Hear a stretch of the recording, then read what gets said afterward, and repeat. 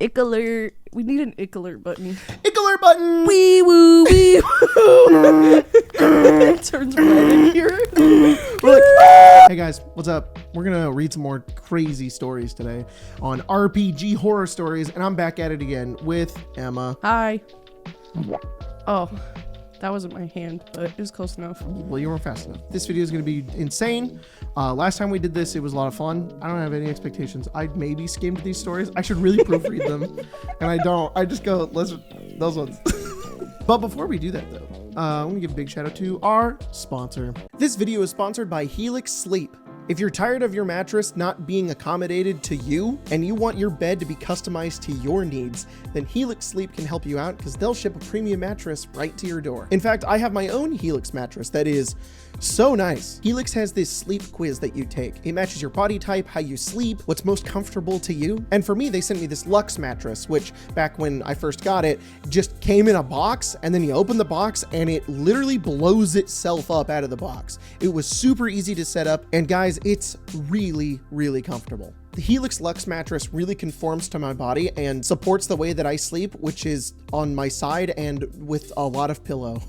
I also constantly move in my sleep and also get really, really hot. And this mattress like works for that, which is great. I would just recommend going and taking the sleep quiz yourself to see what kind of mattress could fit you. Helix has 20 unique mattresses, including Luxe and Ultra Premium Elite. There's also the Helix Plus, which is designed for big and tall sleepers, and the Helix Kids mattress, which is designed for growing bodies and endorsed by child sleep and medical experts. The semi-firm Luxe mattress was perfect for me though. And if it makes you nervous to get a mattress that you don't know if you're gonna like or not because you haven't got to try it yet, don't worry, because Helix has a 100-night sleep trial. So you get more than 3 months to make sure that you like the mattress, and if you don't, then you can send it back and you get a refund. And even if at that point you're like, it's expensive, Helix offers financing options and flexible payment plans, which is great. It just makes this all much more accessible. Look, if you're thinking about getting a new mattress, I personally would recommend Helix, not only because that they can make a mattress that makes my teeny little neck feel supported while I lay in it, but it's just a great deal, and it's gonna be something that you're gonna have for a long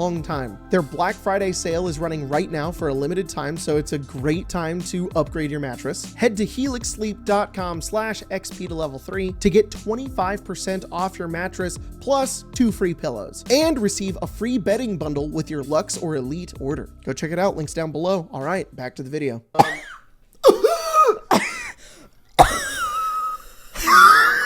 Okay, this first story is called Kicked from a Game for Making an Ooze Character Agender.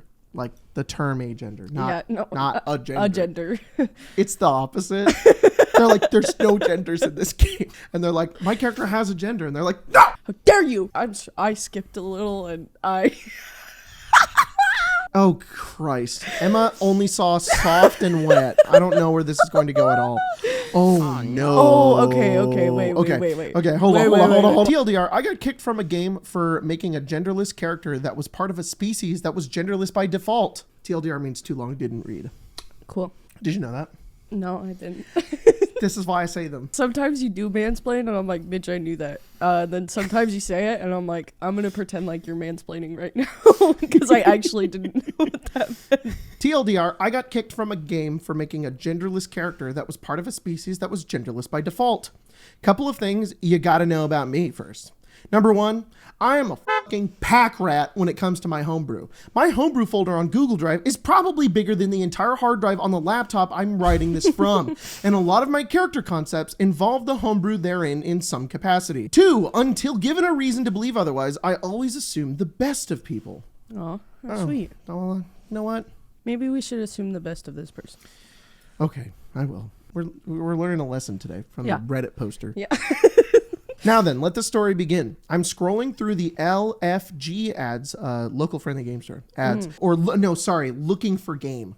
Oh. Yeah, wow. It can be both actually. Wow. Yeah. You didn't even know. I'm scrolling through the looking for game ads on a Discord server that I'm on, looking for a game to play in, and find a Gestalt game.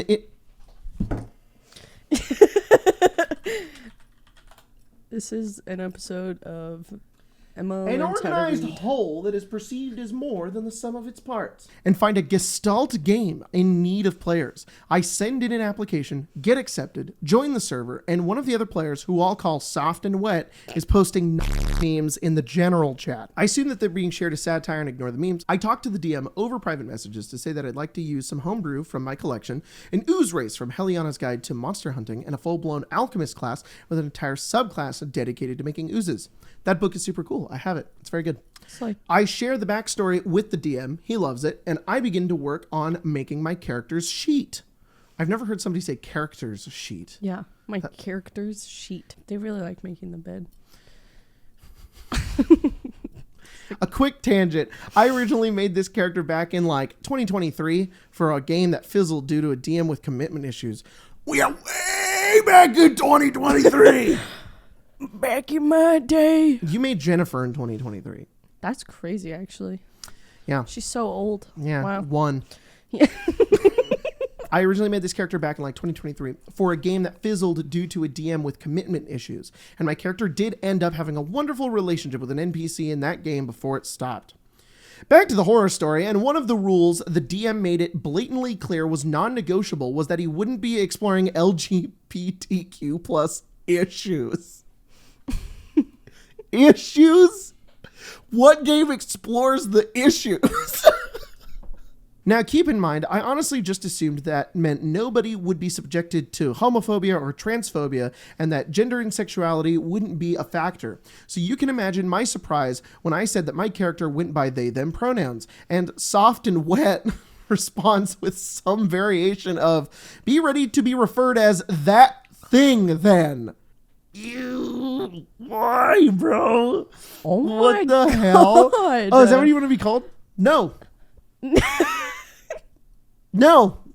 No, I'm going to be hateful to you. I think it's harder to say that thing. Oh, what are they doing over there? I mean that thing. So I mean what's that thing I mean that doing? nasty little thing I know nothing about. What's it doing? What if it was like that thing? What's that thing doing over there? Look, the only reason we're joking about this is because this is insanity. And I think we all obviously know that this is stupid and you shouldn't It's do an that. ooze. It's a fucking ooze. So Soft and Wet responds with some variation of, be ready to be referred to as that thing then. While the DM responded me playing an agender specimen of a race that is genderless by default by banning me from the game server and blocking me, then sending another LFG ad in the same exact server. So the DM, that wasn't the DM. That was another player who was like, I'm going to call you that thing. And then the DM was like, oh, that's what you're doing? Get out. You're done. That's crazy. Yeah, that's stupid. I responded by saying, warning for everyone interested, I got kicked from this game for making my character non-binary. With one of the other players, somebody who was planning on playing a character from Dark Souls named Melina, backing up my statement. It's actually, that's Elden Ring. That's Elden Ring. Sorry. Ooh, that's kind of embarrassing. It's kind of embarrassing they said Dark Souls instead of Elden Ring. That's... Do you know what I'm talking about? No, I'm zero. Anyways, that's really good that they prevented somebody else from playing in that game. Edit, to everyone who said I dodged a bullet, it's far more accurate to say that I got forced pushed out of the bullet's path by the shooter's small dick energy. That's hella funny. Edit 2, Electric Boogaloo. To everyone asking where to find the class and or a race, the race was Oozkin from Heliana's Guide to Monster Hunting. Go check it out. And the class was from Mage Hand Press. If you can access Reddit, you can use your preferred search engine to look them up. Yes, that's, you know what? I liked this poster. Yeah, they're this fun. This is cool.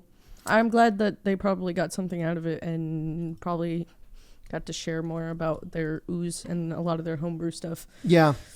Because of this horrible situation. Yeah. I don't know why, but whenever I have everybody else on, the stories are typically pretty chill. But whenever you on, it's like this guy was just being horrible to minorities. Here's a simple exercise. If you feel this way, if you're like, well, if somebody has pronouns, I don't know what they are, or they're different. I don't know how to say them.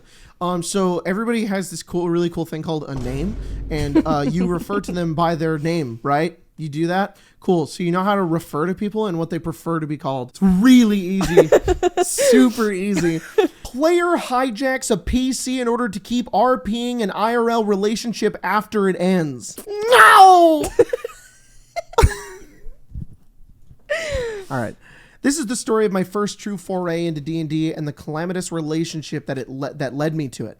I grew up in a conservative town in a hyper-religious family that fully bought into the satanic panic rhetoric around Dungeons & Dragons back in the 80s or 90s, and absolutely forbade any of the books from crossing our threshold. Naturally, this made me seek them out immediately. As soon as I cracked them open, I was hooked. I mean, you could play collaborative make-believe with other people. TTRPGs, where have you been all my life? Yeah, same. Yeah, real. In practice, it was a bit more complicated than that. The few friends I had were religious, and if I took out a D&D book in their presence, I would be labeled as a corrupting influence.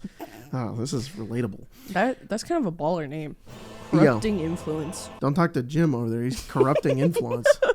He's Mr. Corrupting Influence over there. He's going to turn you to Satan. We'd have to do a whole laying on of hands to pray the demons out, etc., etc. Today we're praying for Bill and Mary. They're having a tough time as Mary is going through chemotherapy right now, and we just want to give her all of our prayers and all the best that we can. We're also going to be praying for Jim. He took out a D&D book today. We also want to pray for Jim. He wants to play an elf wizard, and that's kind of cringe. And the kids playing at school who were very much of the mindset that having mammary glands immediately disqualified you as a participant. So I was sort of stuck. Oh, this is a woman.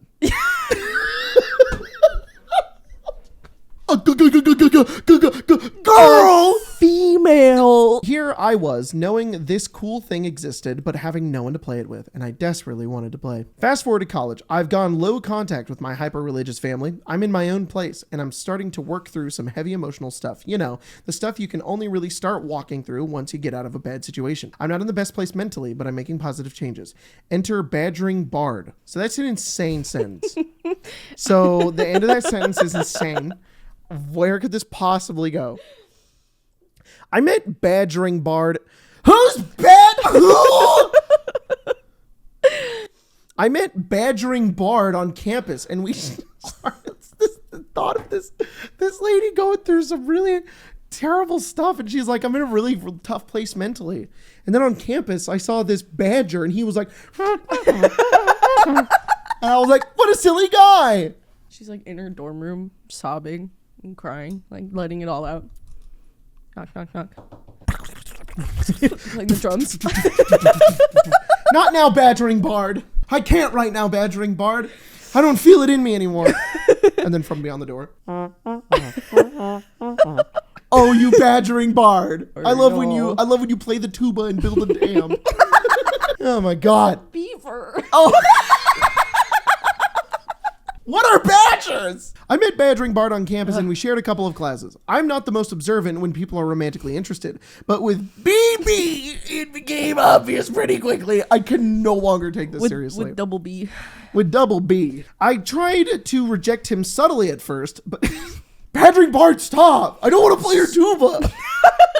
I don't want to blow on your trumpet. I don't want to blow on your trumpet, my guy, please. God. That's still beaver, I think. I don't know what is a badger? Look it up. Of course. Oh, look at him. Is that AI? Get that shit out of here. Is it? Look at that shit. I'm sorry. Sorry, I have boomer eyes. We're getting really distracted. What do badgers do? I don't know. What do you do? Dig to That's find the AI food. over. Don't. Okay, who's using the AI now? I met badgering bard on campus and we shared a couple of classes. I'm not the most observant when people are romantically interested, but with BB, it became obvious pretty quickly. I tried to reject him subtly at first, but clearly this guy was not getting the hint. So I met with him and said in no uncertain terms that I wasn't looking for anything romantic. I was happy being single and working on myself, and I would appreciate that if he could respect that. His response, well, I'm a few years older than you and have my life figured out. And from where I'm standing, it looks to me like you don't know what you want. Ugh. In that moment, what I wanted to do was kick him in the shins, but I left it at, I'm not interested, thanks, bye, and left. No, should have kicked him. Should have kicked him right in the shins. I think it's animal abuse. Sorry. Okay, I'm over the badger part. I'm over the badger. Yeah. But oh no, it didn't stop there. Badgering Bard stuck around. He sat next to me in class, found out where I was studying, and even came to my house because it turned out he was friends with my roommate. Can men be normal? No. Is it impossible? Yeah. And I'm ashamed to say it, but after 4 months of BB constantly hanging around and testing the waters every month or so to see if I'd say yes this time, he wore me down. That sucks. I know. I wasn't in a great place mentally, remember? I genuinely thought he would get bored and move on, and I could be free of his constant presence just buzzing around everywhere. I thought it was a weird conquest thing for him. Like once he got me, he would realize that I'm not that exciting and just flit to the next thing he would start obsessing over. And that's kind of what my roommate led me to believe as well, seeing as he was somewhat familiar with BB's dating history. That's not your fault. That's really sad. Don't say I know. It really sucks to say, but it's like she was trying to find a solution out, and like that, Yeah. and it to her it felt like that was the only option. Yeah. It sucks that she didn't have anybody else to help her out of this situation, and that nobody else is supporting her. Her one other friend, who's her roommate, is like, no, you should. Maybe you should just give him a chance. Yeah. Don't you hate him and he's annoying and you want him out of your life? That sounds like a great time. That's that really awful. sucks. 2 months in, this dude is not letting up. But what he is doing is establishing a pattern of giving me the illusion of choice. For example, he'll ask me, what do you want for dinner? And I'll say Indian food. And he'll say, we could get Indian food, or we could get insert whatever choice he wants that we inevitably end up getting. Okay, bro. What the hell, man? When I push back, it turns into an argument, and I point out that arguing this much early on doesn't bode well for a long-term relationship. Also, giving in and being with the guy because you're annoyed by him also doesn't bode well for a long-term relationship. But if you see red flags at the very beginning of the relationship, get the out of there. Get the out of there. It sucks that you got put into this, but get out of there. Immediately after I comment that I don't think we're a good match long term, BB invites me to join his good buddies for a D&D campaign. Thwap! Did we have to say thwap? Listen, whoever you are, I'm on your side here. Let's not do that. Let's not say that. I'm on your side, but you need to stop. Thwap! Right in the weak spot.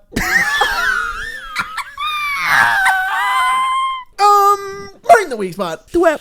Right in the weak spot. Oh, I'm sorry. You're going through a really hard time. You're having a really hard situation, but sorry, that was just, I'm immediately skeptical. A, I haven't met these friends. What if they're all similar to BB? Then I will be increasing my suffering fourfold. B, a campaign is a long-term commitment in and of itself, and I absolutely do not know if I want to be in the same space as BB consistently moving forward. Then again, C, it's Dungeons and Motherfucking Dragons. I've been waiting years to find people to play with, and now I've been invited to the table. This sucks. I really hope that BB didn't know that this person wanted to play really bad and just use that as like a something you really want.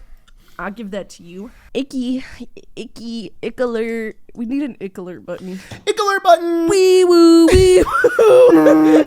It turns red in here. We're like, I agreed to come meet everybody for a session 0 and see if we clicked. BB's friends, they were incredible. Our DM had created a rich homebrew world and was excited to answer all of my questions. And everyone was extremely patient as I got up to speed with the newly released 4th edition, which was what they were planning to run. I rolled up a fighter because everyone else had established their characters already and they desperately needed a meat shield. And as a new player, I wanted something mechanically light. I made charisma my dump stat and established my fighter as more of a grunter than a talker. We're going to try to sneak in through the basement, and then we can get up, and then we can find the treasure that we want to look for. Does that sound good to everybody else? Yeah, I'll prepare my spells right now. What about you? So that wasn't words. So you didn't say anything. Okay. I think. All right, buddy. Let's just come. Why don't you just come along? Okay. Oh. They mace him.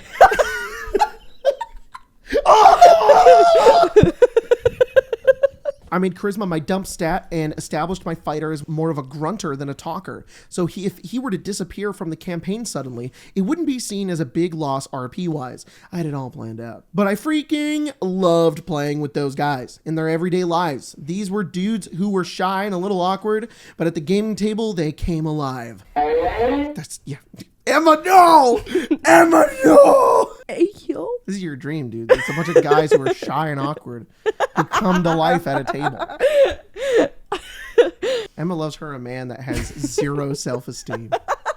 Just rock bottom. The imagination and creativity that poured out into every encounter was truly incredible. BB, on the other hand, had elected himself as the party face and was often just as grating in game as he was in real life. Damn. At the 3-month mark, BB and I were out for dinner and he began to flirt with our server in front of me. She had a book tucked in her apron with the title visible. And he tells her he loves that book and he should get her number so that they can talk about it sometime. This is a particular shitty move considering I had introduced him to said author. I don't know what I'm doing. This makes me so I hate upset. this. I hate badgers now. Badgers! Want her back! This is also a manipulation tactic. This is a way for her to not feel like she's worth it to him, and he's looking for other people so that she can but So she works harder to satisfy she him doesn't more. even want to date him in the first place. She doesn't even want him. I hope a certain one of my pathetic men is watching this. So, wait, I'm sorry. You have them in a basement. You go round up the pathetic men. And they're in there watching YouTube. That's how you get all your views, actually. You actually don't have any real fans, Jacob. No, it's all your pathetic men in a basement. Without batting an eye, I told him I'm going to follow the advice I would give any friend if they had told me their significant other had flirted with a server in front of them at a restaurant. Paid for the soda I ordered when I sat down and left. He chased after me with some sob story about how he only did that because he thought I was getting bored in the relationship. I got home to a long pleading voicemail. No! Oh. Man, just go see a therapist. I got home to a long pleading voicemail of him threatening if I left him, and being a young person struggling with my own mental being, that really fucked me up, so I stayed. Oh my god, that sucks. But at least I had D&D. Well, sort of. Every time we leveled up, BB would come up with a list of suggested feats that I take for my character, and that illusion of choice would creep back in. I would make my choice, and he would start again. You could choose that, or... I'm withered Wojak right now. God, this is awful. Our campaign was a grand adventure, but my relationship was becoming more and more problematic. I became convinced that BB wasn't listening to a word I said most of the time. I came to find that he had planned out our entire future together, complete with a detailed 5-year plan, without once consulting me. Although I had been very clear on my stance of no kids, no marriage, he started trying to find out my ring size. There was no way I was going to be so passive that I would end up trapped in a marriage just so I could keep playing D&D. That would be insane. Thankfully, I had to move away to continue my education, and so I had a perfectly reasonable reason to extricate myself from this relationship. I waited until after we had our D&D session to give my fighter one last hurrah before I moved, and then I took BB out to break the news. Took him out.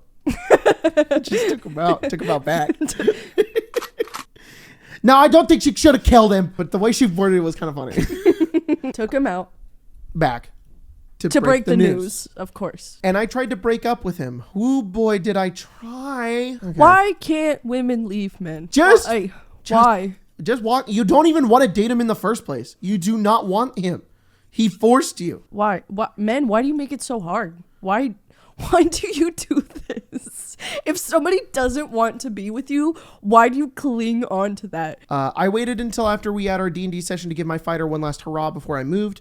Then I took BB out to break the news, and I tried to break up with him. Ooh, boy, did I try. But no matter how many ways I said it, BB just chose not to hear it. Oh my god, it was the most bizarre thing. It's like he was just selectively chose not to accept this particular reality and kept acting as though we would talk when I got to my destination safely and continue long distance, as though that was obviously the plan we discussed, but we didn't discuss it. I broke up with him. This guy's a villain. I was at a loss as to what to do. I could understand being upset by news you don't want to hear, but just pretending as though you don't hear it was not a tactic I was yet familiar with. I'm breaking up with you. I'm breaking up with you. But just pretending as though you don't hear it was not a tactic I was familiar with. A tactic. Calling it a tactic is crazy. So I wrote him a Dear John letter, thinking that maybe seeing it in written form would help it sink in. You sent him an email of termination, like you sent him a pink slip. Oh. Yeah, next thing is a restraining order. That's what you should be sending him. He kept calling and sending regular emails that I did not respond to or open and cut off all contact. There we go. Thank you. During this time, I didn't reach out to any of my former D&D group. It didn't feel appropriate to do so, seeing that they were all BB's friends, and it felt like it might be intrusive for me to make contact after the breakup. Don't do that. Tell them everything that happened and make them hate him. I figured I'd hear from them if I heard from them, but if I didn't, I would understand why and would simply cherish the time we had playing together. Fast forward to the better part of a year later. The first part of my post degree is done. Okay. And I'm back visiting some buds. Oh, hang on. I almost passed out. My sight literally fell from me. It was gone for a moment there. Let it end. Let it end. And who do I run into? The DM from our campaign. Oh God, I thought it was gonna be BB. Get that badger out of here! Get him out! Gross. He's icky. He seems surprised but delighted that I'm back in town and immediately asks if I have enough time to drop in for an evening to play D&D while I'm in town. The following conversation ensues. Me. I obviously left playing with all of you, but I don't know if that's such a good idea given the circumstances. Circumstances? Me. Well, Badgering Bard and I haven't spoke since the breakup, and I've been trying to give y'all space since then. Wait, back up. You and BB broke up? When? Oh my God.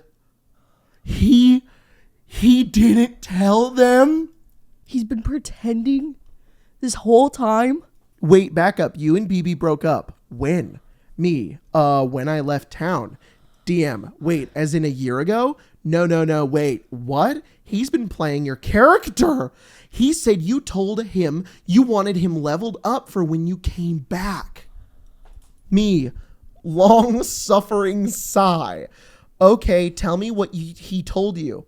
Apparently, Badgering Bard had bought himself a one-way ticket on the denial train and had no intention of getting off at any stop anytime soon. He had told the D&D group we were still together, but that I was impossibly busy with school work, so don't expect to hear from me. He also told them that I was relaying my choices for feats each level up to him so that he could keep my character up to date because I was eager to rejoin the campaign the moment I returned.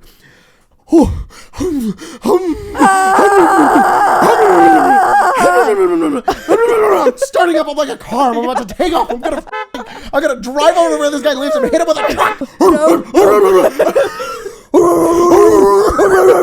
He's so angry. I turned into a dog. Like a raw piece of meat in our mouth. Oh my God. No. He also told me that I was relaying my choices for feats each level up to him so that he could keep my character up to date because I was eager to rejoin the campaign the moment I returned. That's insane. Note, I didn't know where I would end up after graduation, but had no plans to move back to my college town. Occasionally, he would RP my character and his own if the story called for it, all in an effort to, I don't know, keep me around in spirit, convince me to come back to him. I still don't really know what the end game was. Eventually, he must have known the charade was going to fall apart. Ultimately, it isn't my responsibility to figure out what was going on in his head, and truthfully, I will probably never know. I told DM the truth. Thank God. Let him know that he may have to handle BB with kid gloves when he confronts him about it because there has been threats of self-harm in the past. And passed on the contact info for two of my buds who have heard tale of our campaign hijinks and were interested in trying TTRPGs for themselves. I did not return to that table. I don't know how that confrontation went. Dang it. And I don't think it's my place to know. Yeah, you know what? That's good. Good for you. Good for you. Sorry, I'm a worse person than you, and I really want to know what happened. I'm just a little nosy, and I want to know about the tea. I just want to know what happened. I do know that the DM reached out to my two friends, and they became regulars at his table for a different campaign, and regardless of the train wreck of a relationship that brought me there, I'm forever grateful for my first DM and party for opening up a world that was just out of reach for so many years. We often see the adage, no D&D is better than bad D&D, in this subreddit, and those are very wise words. In my case, the D&D was great, but the relationship that led me to it was not. So I offer up my own adage, great D&D is not worth staying in a shitty relationship for. That story is insane. That's crazy. That is so crazy. I'm not going to say any names or anything like that, but I have experience with people like this in the past. And that's just why this really upsets me, because I've dealt with people like this before, and they're so annoying. and frustrating. Like, this poor girl lost so much time and effort to this dude that she didn't even want to date. And yeah, she got to play a fun D&D game, and I'm glad that happened. But that didn't matter. That wasn't worth it. God. If you're a person like this, please stop. Get some help. Please. It's icky. It's gross. You look stupid. You look dumb. No one likes you. Stop it and get into a relationship the normal way and treat women with some respect. It's all we ask. If you're on the other side of this, you're in a situation like this, the best thing you can do is surround yourself with other people who are going to help you. The one thing that manipulating people like this want to do is they want to make you feel alone and that you have no choice. You need to surround yourself with other people who are going to help your perspective so that they can help you get out of situations like this. And you're not going to feel like that's like the right thing to do. That's how you help yourself, because once you have backup, there's nothing the other person can do. They can threaten all they want. It doesn't matter. Maybe they need help in some other way, but they're currently hurting you, and that's what matters the most. And eventually you just have to realize that it's not your responsibility. And it's not your fault. It's not your fault. It's not your fault. It's not your fault. It's not your fault. It's not your fault.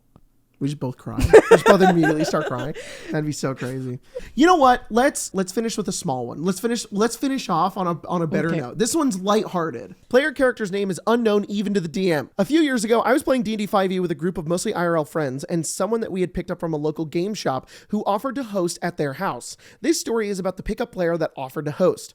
The party was riding on an airship to an archipelago when the airship was attacked, and we managed to crash land our way into the ocean near one of the islands as the only survivors. That's fun. That's pretty cool.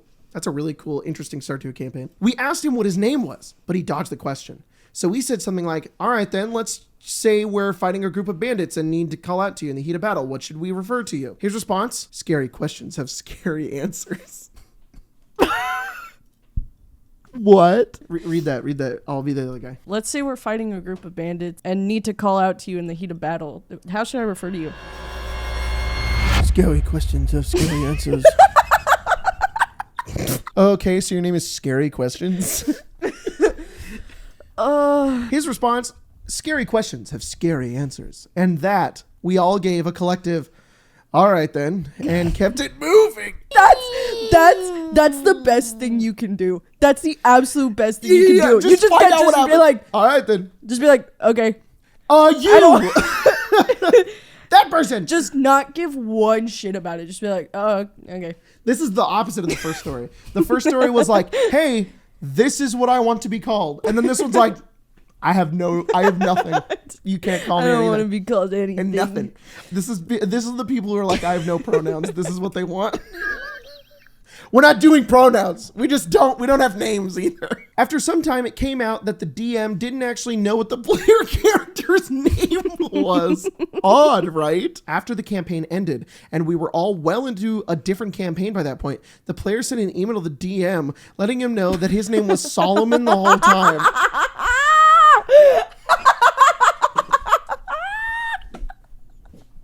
Years later? It's not even that crazy of a name. Solomon. You don't want to get inside my dark, twisted mind. You don't want to know what I'm called. I wanted a fucking... Some people call me Solomon. They call me Solomon. What was his plan? So much buildup for Solomon.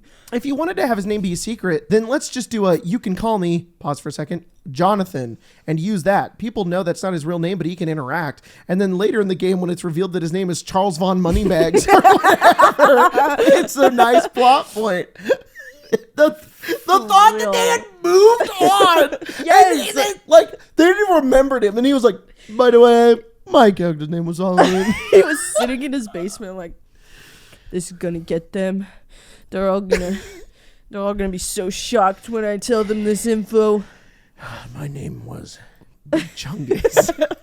Oh man. Well, you know what, guys? When you go play your D&D games, make sure that you are playing the Rizzler secretly the whole time. That's the optimal way to play.